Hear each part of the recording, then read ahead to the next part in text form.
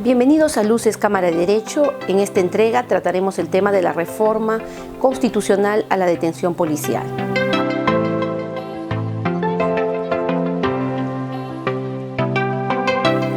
Nosotros tenemos una constitución que tiene un procedimiento rígido para efectos de cualquier reforma. Es así que no se puede modificar como una ley ordinaria y debemos seguir un procedimiento que en el caso particular del artículo 2, inciso 24, literal F de la Constitución, que prevé la detención policial, se realiza a través de 2 legislaturas ordinarias. Justamente en mayo de este año, del 2017, se ha emitido la Ley de Reforma Constitucional del artículo 2, inciso 24, literal F de la Constitución. En este artículo encontramos consagrada la llamada detención policial. Como sabemos, antes de esta modificatoria se tenía establecido que la policía podía detener a cualquier ciudadano en una situación de flagrancia.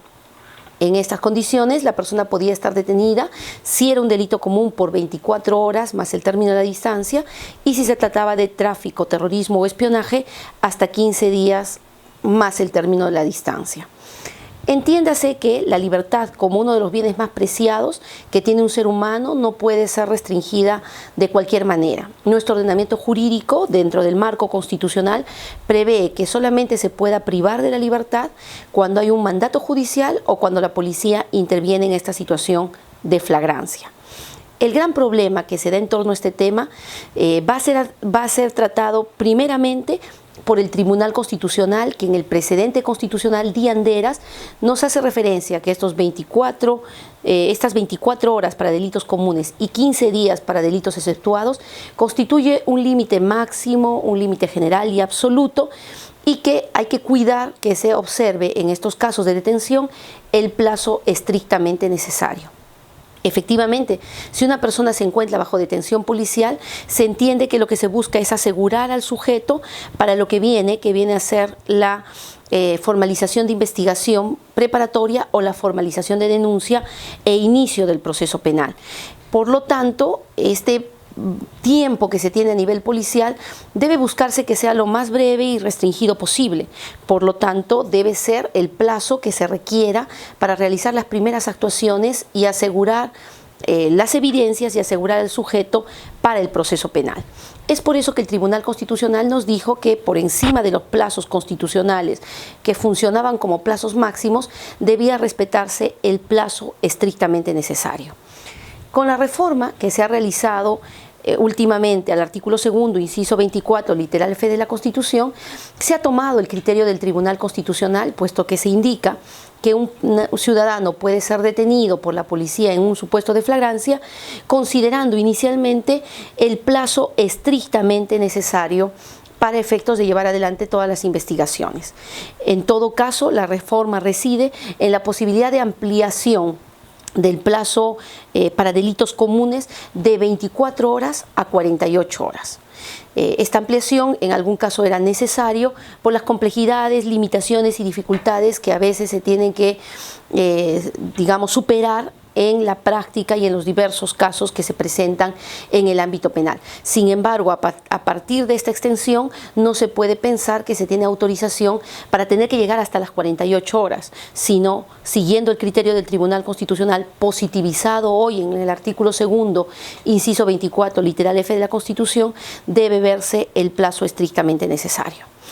Una segunda reforma en este artículo viene a darse con un requerimiento que era fundamental y que de algún modo tenía que darse en torno a la aparición de figuras de crimen organizado que no fueron contempladas por el constituyente en el año 93, cuando el constituyente regula un plazo mayor para tráfico, terrorismo y espionaje, no pensó en que hoy día tendríamos problemas de crimen organizado en delitos de robo, secuestro, extorsión, sicariato, y entonces en estos casos que es compleja la investigación y hay mayores dificultades, entonces merecería un trato similar a los que el texto constitucional originalmente establecía. Por eso, la Ley de Reforma Constitucional ha establecido, además de la extensión de 48 horas para el plazo de detención en delitos comunes, el que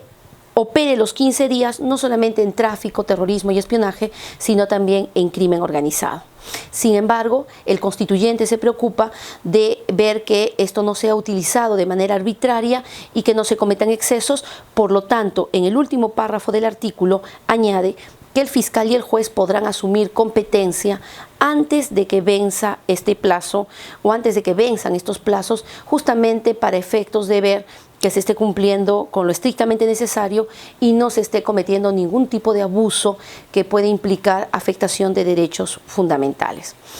A partir de esta reforma constitucional, el problema viene a darse con el decreto legislativo 1298 que había dado el Ejecutivo en delegación de facultades de parte del Legislativo. Este decreto legislativo 1298 generó una nueva figura que se llamaba la detención judicial en flagrancia,